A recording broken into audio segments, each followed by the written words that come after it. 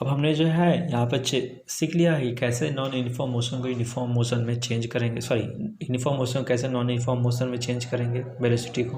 अब जैसे वो चेंज होगा तो वहाँ पर आपकी वेलोसिटी चेंज होगी। जब वेलोसिटी में चेंजिंग आती है उसी को हम लोग क्या करते हैं, एक्सीलरेशन करते हैं। Acceleration is defined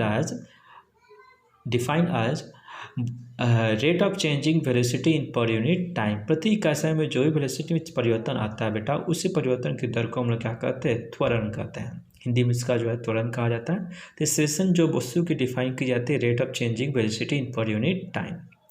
acceleration is defined as change in velocity upon time. Velocity में चेंजिंग, तो वस्तु जब स्टार्ट हुई थी तो यू से स्टार्ट हुई थी, जब स्टॉप की तो वी से स्टॉप की। तो इस प्रकार से V minus U upon T होता है। ये फॉर्मूला है किसका, एक्सीलरेशन का। और ऐसा यूनिट जो होती है बेटा मीटर पर सेकेंड होती है। वेक्टर क्वांटिटी होता है। क्यों वेक्टर क्वांटिटी होता है, because is rate of changing in velocity, क्योंकि वेलोसिटी में चेंजिंग आता है और वेलोसिटी क्या होती है, वेक्टर क्वांटिटी होती है। तो उससे जो निकलेगा वो भी क्या होगा, वेक्टर क्वांटिटी होगा। सिंबल जो होता है एक्सीलरेशन का ए होता है और A is equal to B minus U upon T होता है। नोट, आपको कुछ बातें ध्यान देने की बात है। When a body moving with a uniform velocity then acceleration will be zero. जब वस्तु यूनिफॉर्म मोशन में होगी तो एक्सीलरेशन बिल्कुल नहीं आएगा। क्यों नहीं आएगा, because acceleration is defined as rate of changing in velocity. Acceleration को डिफाइन करते हैं किस रूप में, rate of changing in velocity के रूप में। टाइप्स ऑफ एक्सीलरेशन दो प्रकार के होते हैं, एक यूनिफॉर्म एक्सीलरेशन होता है और एक नॉन यूनिफॉर्म एक्सीलरेशन होता है।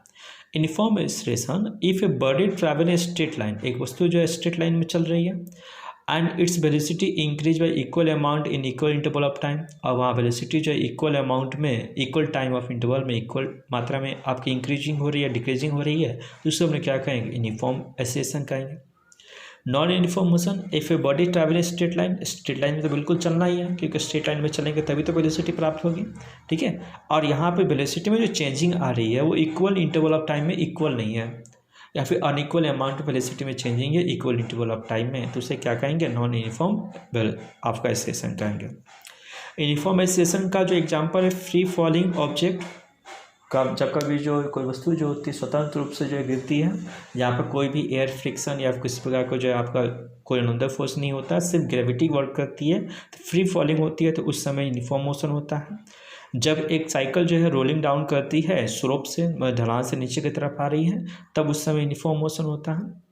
नॉन यूनिफॉर्म मोशन का बहुत सारा एग्जांपल है, जैसे आप घर से जाते हो तो बहुत सारे रास्ते ऐसे जो उसमें जो आप गड्ढे मिलते हैं, कहीं प्लेन मिलता है, जब प्लेन मिलता है तो आप स्पीड आप इंक्रीज कर लेते हो, यानी यूनिफॉर्म हो जाता है। फिर जैसे ही आप जो है गड्ढा मिलता है तो अपना ब्रेक वाला लगाते हो, जिससे कारण नॉन यूनिफॉर्म हो जाता है। जैसे एक एग्जाम्पल है।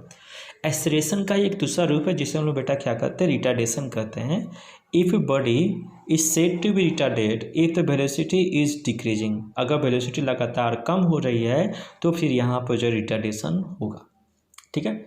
या रिटार्डेशन में जो है सबसे जो है आपकी बात ध्यान देने की बात है, ये उस समय आपका ओकर होता है when initial velocity of a body is greater than the final velocity.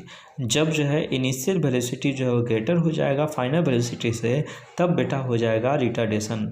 लेकिन जब का ये फाइनल वेलोसिटी ग्रेटर हो जाएगा यू से, तब हो जाएगा बेटा एक्सीलरेशन, ठीक है। Thank you.